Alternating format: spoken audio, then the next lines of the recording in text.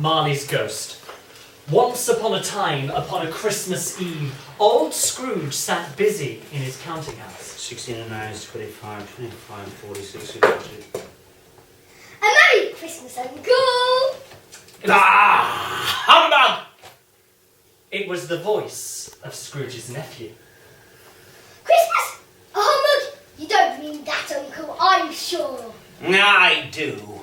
Out upon Merry Christmas. If I had my will, every idiot who goes around with the words Merry Christmas upon his lips should be boiled with his own pudding. He should. Uncle! Nephew. Keep Christmas in your own way and let me keep it in mine. Keep it! But you don't keep it! Well, then let me leave it alone. Much good it may do you. Much good it has ever done you. I have always thought of Christmas time as a good time. A kind, forgiving, charitable, pleasant time.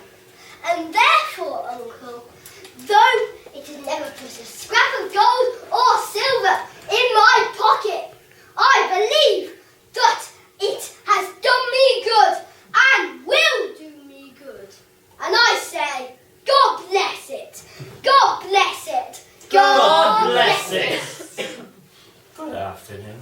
I'll keep my Christmas humour to the last. So a Merry Christmas, Uncle. Good afternoon. And Happy New Year. Good afternoon. His nephew left the room without an angry word, but the clerk, in letting Scrooge's nephew out, had let two other people in. At this festive season of the year, Mr. Scrooge, we should provide some means of warmth for the poor and destitute who suffer greatly at the present time. A few of us are endeavouring to raise a fund, to buy some meat and some drink and some means of warmth. What shall I put you down for? Nothing. Oh, you wish to be anonymous. I wish to be left alone. Since you asked me what I wish, that is my answer. I don't make merry myself at Christmas, and I can't afford to make idle people merry either. I help to support the prisons and the workhouses. They cost enough. If people are badly off, they can go there. Many can't go there, many would rather die, man. Well, if they'd rather die, they'd better get on and do it. Now get out! We're not wanted here, clearly. Hour of shutting up the camping house arrived. Scrooge took his melancholy dinner in his usual melancholy tavern. I'll have the lamb. Extremely rare. Certainly, sir. Oh, yeah. Thank you, sir. Slightly unusual offering, but there we go. Absolutely vile. I'll pass your comments on to the chef. Disgusted, he left and went home to bed. Now, it is a fact that there was nothing at all particular about the knocker on the door of this house, except that it was very large. And yet Scrooge, having his key in the lock, saw in the knocker not a knocker, but Marley's face. Marley's face with a dismal light about it, like a bad lobster in a dark cellar. As Scrooge looked at this, it was a knocker again. Bah! Said, Bah! Humbug! And closed the door with a bang. bang! The sound resounded through the house like thunder. Every room above and every cask in the wine merchant's cellar below appeared to have a separate peal of echoes of its own. Scrooge was not a man to be frightened by echoes. He fastened the door and walked across the hall and up the stairs. Up Scrooge went, not caring a button for its being very dark. Darkness is cheap, and Scrooge liked it. Quite satisfied, he closed his door and locked himself in. Double locked himself in. Triple locked himself in. That was not his custom. Thus secured against surprise, He returned, and he put on his dressing gown.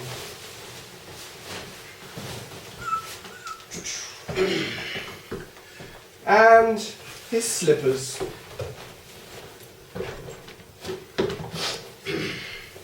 Costume changing, allowing his nightcap.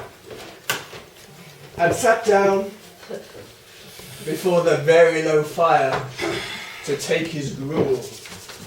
As he threw his head back in the chair, his glance happened upon a bell, a disused bell that hung in the room. It was with great astonishment and with a strange dread that as he looked, he saw the bell begin to swing. Soon it rang out loudly, and so did every bell in the house.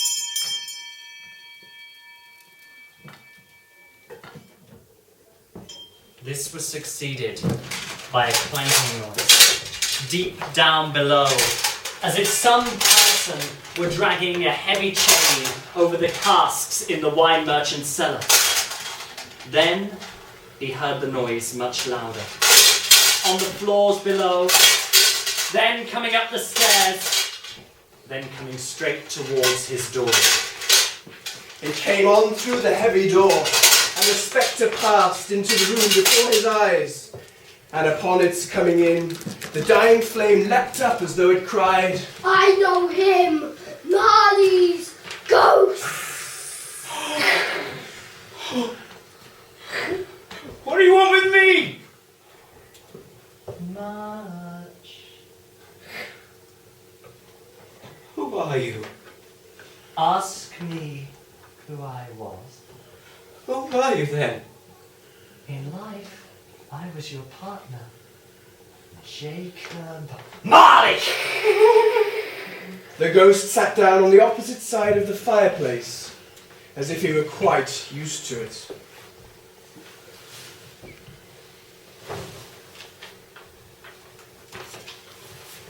You don't believe in me? I don't. Why do you doubt your senses? Why, because a little thing affects them. You could be a piece of undigested beef, a blot of mustard, a crumb of cheese, a fragment of underdone potato. There's more of the gravy than the grave about you, whatever you are. The spirit raised a frightful cry. Oh, mercy, mercy, dreadful apparition. Why do you trouble me? Why do spirits walk the earth, and why do they come to me? It is required of every man that the spirit within him should walk among his fellow men and travel far and wide. And if that spirit goes not forth in life, it is condemned to do so after death. I cannot rest, I cannot stay, I cannot linger anywhere. In life, my spirit never walked beyond our counting house. Mark me. In life, my spirit never roved beyond our money-changing hall. And weary journeys lie before me. Scrooge was very much dismayed to hear the spectre going on at this rate, and began to quake exceedingly. I'm here tonight to warn you that you have yet a chance and hope of escaping my fate. You will be haunted by 3 spirits. 3 spirits? Expect the first tomorrow night when the bell tolls 1. Expect the second on the next night at the same hour. The third upon the next night when the last stroke of 12 has ceased to vibrate. Look to see me no more. Scrooge tried to say humbug, but stopped at the first syllable. And being from the emotion he had undergone, or the fatigues of the day, or his glimpse of the invisible world, or the conversation of the ghost, or the lateness of the hour, he went straight to bed without undressing, and fell asleep in the instant.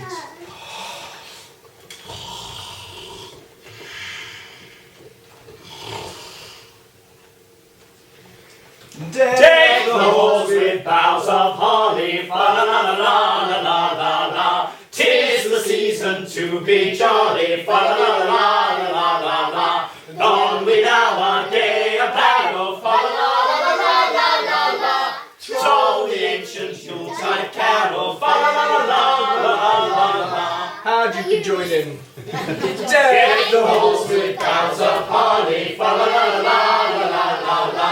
'Tis the season to be jolly, fa la la la la la la la. Don we now our gay apparel, fa la la la la la la. Troll the ancient Yuletide carol, fa la la la la la la. Act 2. The first of the three spirits. When Scrooge awoke,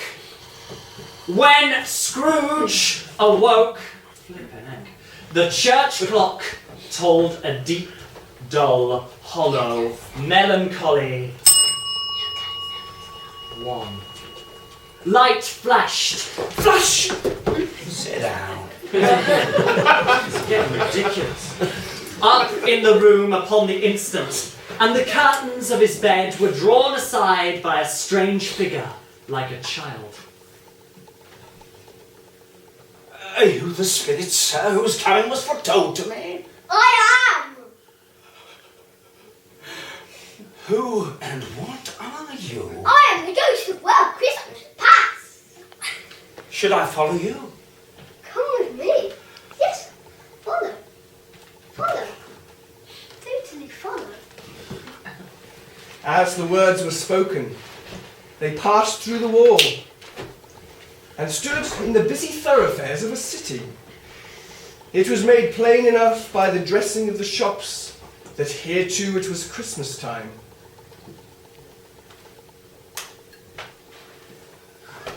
The ghost showed him the streets and stopped at a certain warehouse door and asked Scrooge if he knew it. Do you know this place? Know it, of course. I was apprenticed here.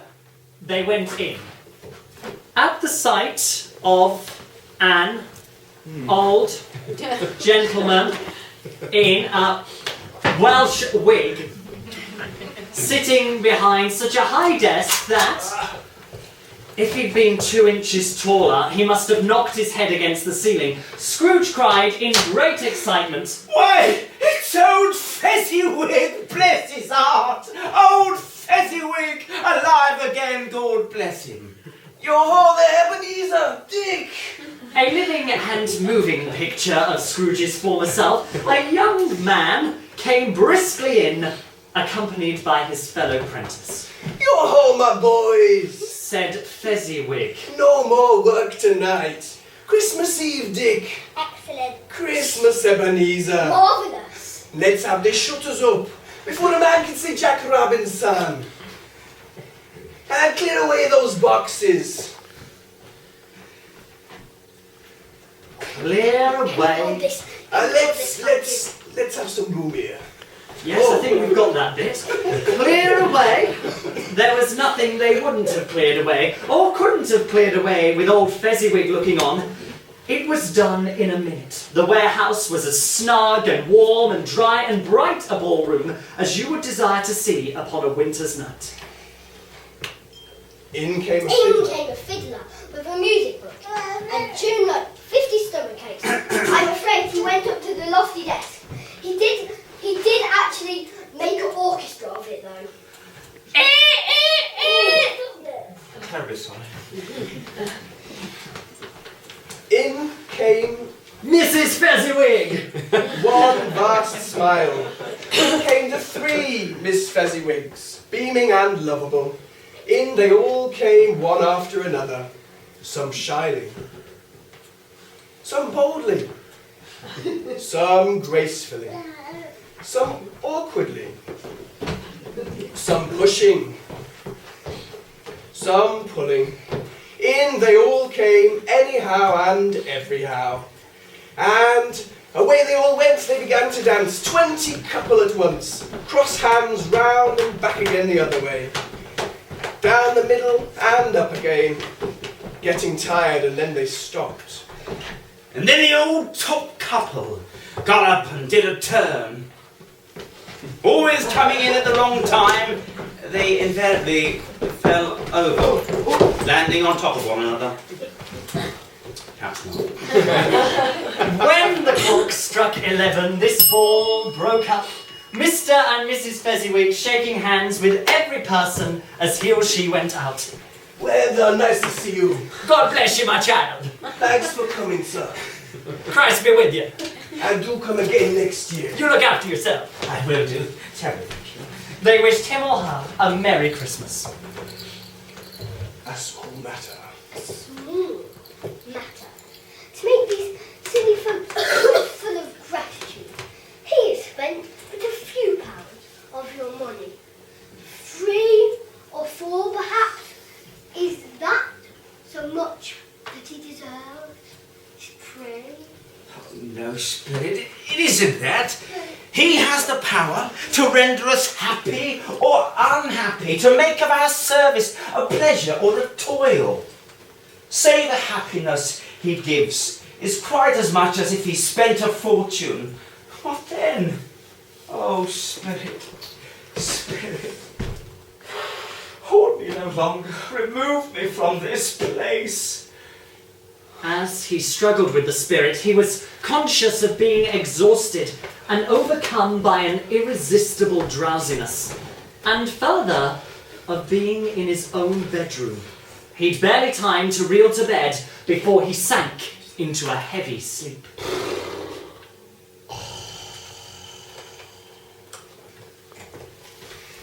It came upon the midnight clear, that glorious song of old, from angels bending near the earth to touch their harps of gold. Peace on the earth, goodwill to men, from heaven's all gracious King. The world in solemn stillness lay to hear the angels sing. Act 3. The second of the 3 spirits. Scrooge awoke. Ah, Scrooge awoke in his bedroom. The walls and the ceiling were so hung with living green it looked the perfect grove. Holly, mistletoe and ivy reflected back the light, and such a mighty blaze went roaring up the chimney. Heaped on the floor to form a kind of throne were Turkeys, Geese, great joints of beef, pigs, long rings of sausages, mince pies, plum pudding, barrels of oysters. Can you help me? red hot chestnuts, Cherry cheek apples, juicy oranges, luscious pears, Ooh. great bowls of punch, and an immense 12 cake.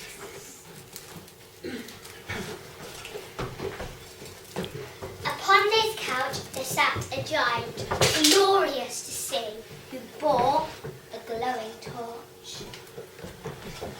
Come in, and know me better, man. Ho, ho, ho. I am the ghost of Christmas present. And Christmas present. Ho, ho, ho, ho, ho. Look upon me. You've never seen the likes of me before. I haven't. Touch my robe. Certainly not. Scrooge did as he was told and held it fast. The room and its contents all vanished instantly, and they stood in the city streets upon a snowy Christmas morning. Look behind you, Scrooge. Scrooge and the ghost passed on, invisible, straight to Scrooge's closet, I think. And on the threshold of the door, the spirit smiled and stopped to bless Bob Cratchit's dwelling with the sprinkling of his torch.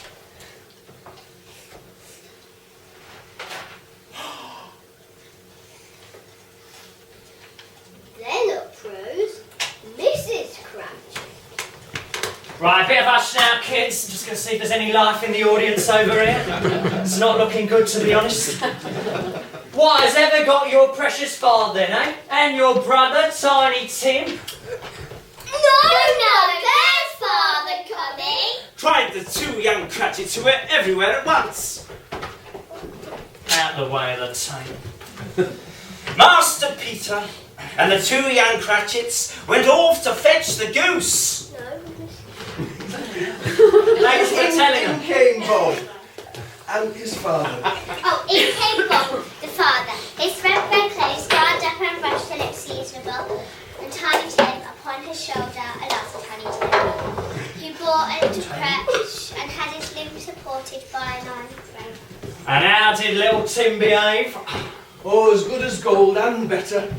Somehow, you know, he gets thoughtful sitting by himself so much, and he thinks the strangest things. Oh, mercy. He Mercy. told me coming home that he hoped the people in the church saw him because he were a cripple. Well, he is. Well, he thought it might be pleasant to them to remember on Christmas Day who made lame beggars walk and blind men see. Thank you, God. The two young Cratchits, accompanied by Master Peter, now went off to fetch the goose, with which they soon returned in high procession. Mrs. Cratchit made the gravy. Ready beforehand in a little saucepan, hissing hot. Master Peter, Mashed potatoes with incredible vigour. Miss Belinda, Sweetened up the apple sauce. whilst Martha dusted the hot plates. Bob took Tiny Tim We're off again. Come on, beside him and sat at a tiny corner of the table. Then the two young Cratchits, Set chairs for everybody, not forgetting the that. What's that, baby? they crammed spoons in their mouths lest they should shriek for goose. Before it came their turn to be helped. At last, the plates were set on, By Miss Belinda. and grace was said. Oh, What we are about to receive, may the Lord make us truly thankful. Amen. God bless us, everyone. This was succeeded by a breathless pause, during which Mrs. Cratchit looked slowly all along the blade before she prepared to plunge it into the breast. When she did, and when the long-expected gush of hot stuffing issued forth, such a murmur of delight arose all along the board. And even Tiny Tim, excited by the two young Cratchits, beat the handle of his knife upon the table and cried out feebly, Hurrah! feebly, Hurrah! "Thank you." But now, the plates being changed by Miss Belinda, old Mrs. Cratchit went out To take the old pudding up and bring it in, love. Let's try and stick to the lines. I think I saw the pudding over there. Yeah, it's very hygienic, this. Right, here we go. Mrs. Cratchit came in, smiling proudly. With the pudding, like a speckled cannonball. Here you go. What do you think of this, son? Might be the only bit of the performance you take note of. Like a speckled cannonball, it's so hard and so firm, blazing half and half a carton of ignited brandy. And Fed-eyed with Christmas holly stuck into the top.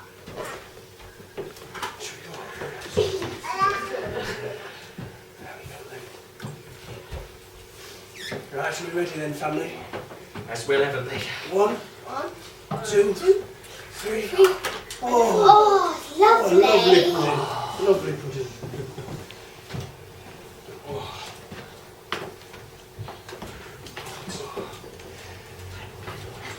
At last, the dinner was all done. The cloth was cleared. Let me move this out of the way. The hearth was swept. You're going to sweep the hearth, love. I am just doing that now, love. And the fire made up. Then the Cratchit family, with the exception of father, gathered all around the hearth. They were happy, grateful, contented with each other and pleased with the time. And when, at last, they faded from view, looking happier yet in the bright sprinklings of the spirit torch at parting, Scrooge had his eye upon them, and especially on Tiny Tim until the last.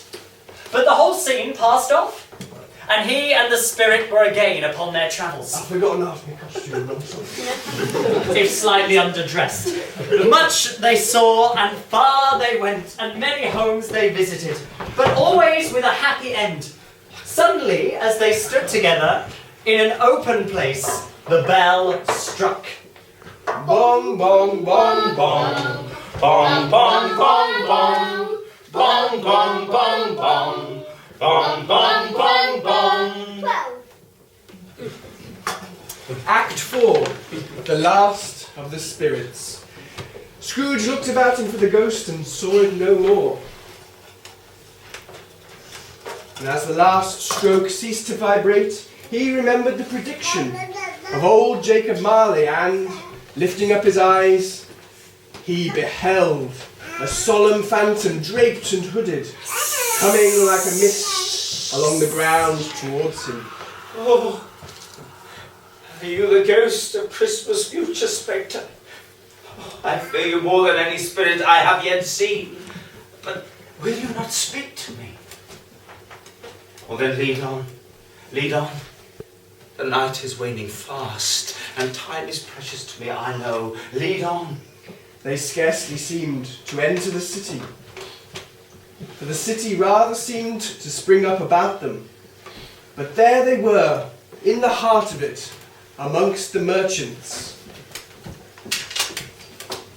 The spirit stopped beside one little knot of businessmen, and observing the hand was pointed to them, Scrooge advanced to listen to their talk. I don't know much about it either way, yeah? I only know he's dead. When did he die? Last night, I believe. What has he done with his money? I haven't heard. Company, perhaps. He hasn't left it to me, that's all I know. Who's that?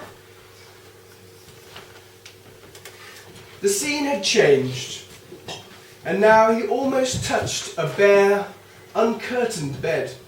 A pale light rising in the outer air fell straight upon this bed. And on it, unwatched, unwept, uncared for, was the body of this unknown man. Oh, Spirit, let me see some tenderness connected with the death. Oh, this dark chamber will be for me forever present.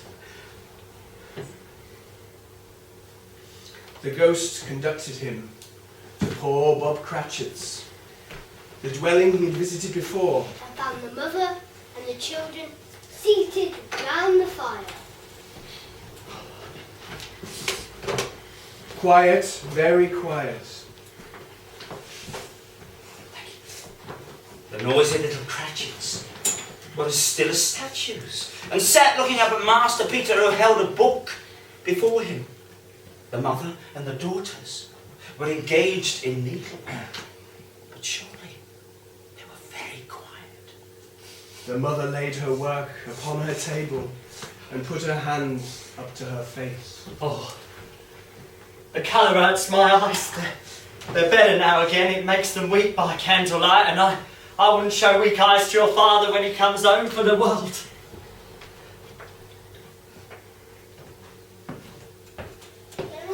He's walking a lot slower these days, son, isn't he? He is, I know. And you know, there was a time when he had poor Tiny Tim on his shoulder. He'd walk very fast indeed, but then again he was very light to carry, and his father loved him so that it was no trouble. Oh, no trouble. And there is your father at the door. She hurried out to meet him. Bob came in, his tea ready for him, and they all tried about who should help him do it the most. The two young Cratchits climbed upon his knees and laid each child a little cheek against his face, as if they said, Don't mind it, Father. Don't be grieved. Bob was very cheerful with them both, and spoke pleasantly to all the family. He looked at the work upon the table, and praised Mrs. Cratchit and the girls. Well done, Mrs. Cratchit. Well done, kids. You've done so well. You went today then, Robert? Yes, my dear. I wish you could have gone. It would have done you good to see how green a place his grave is. But you'll see it lots, I'm sure. I promised him I'd go there on a Sunday. Oh, my little child, my little child. Oh no, Spirit. Not Tim. Not Tiny Tim. Oh no. Spectre, something informs me that our parting is at hand. I know it, but I know not how.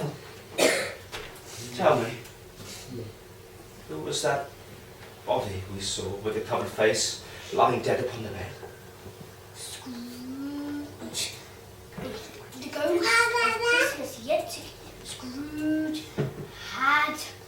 saw the ghost conveying him to a dismal, wretched ruin church. He stood in front of a tombstone, and written on the grave was his own name. Ebenezer Scrooge. Oh no, Spirit, no. No. Might that body lie dead upon the bed? No, hear me. I am not the man I was. I will not be the man I must have been. Why show me this if I am past all hope? Oh, assure me that I may change these shadows you have shown me by an altered life.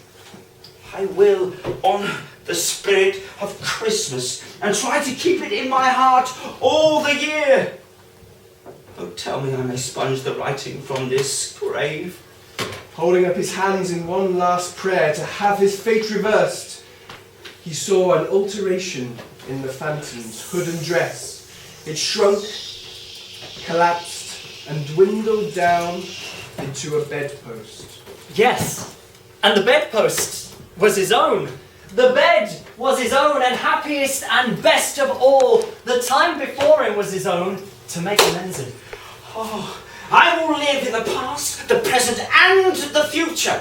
The three spirits will contend within me. Oh, Jacob Marley, heaven and Christmas time be praised. On my own knees, I say it, Jacob, on my knees. He was checked in his transports by the churches ringing out the lustiest peals he'd ever heard.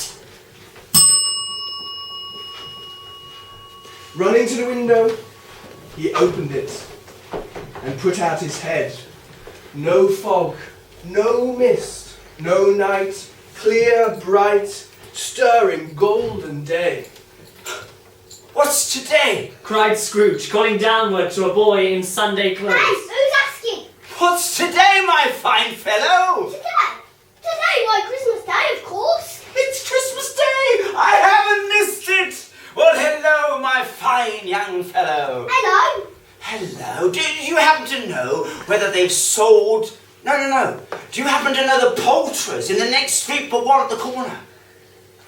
I should hope I did, of course, now. Oh, an intelligent boy, a remarkable boy. Well, do you happen to know whether they've sold the prize turkey that was hanging up in the window there? Not the little turkey, the big one. What? The one as big as mine? A delightful boy. It's a pleasure talking to him. Why, yes, my buck. It's hanging there now. Is it? Well, go and buy it then. Buy it? Buy it? You're having me on, of course, aren't you? No, I am in earnest. Go and buy it and tell him to bring it here. Look, bring the man. If you bring him, I will give you a shilling. Bring him in less than 5 minutes, and I'll give you half a crown. The boy was off like a shot. I'll send it to Bob Cratchit's. He shan't know who sends it. Why, that turkey's twice as big as Tiny Tim. Scrooge dressed himself, all in his best. and at last he got out into the streets. The people were by that time pouring forth, as he had seen them with the ghost of Christmas present, and walking around, saying hello. He walked with his hands behind him. Scrooge regarded everyone with a delightful smile. He looked so irresistibly pleasant, in a word, that 3 or 4 good-humoured fellows said, Merry Christmas, good morning, sir. Merry Christmas, Merry Christmas. Oh, thank you.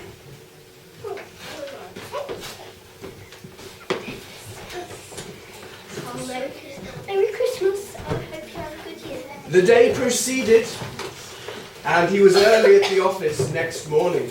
if only he could be there first and catch Bob Cratchit coming late.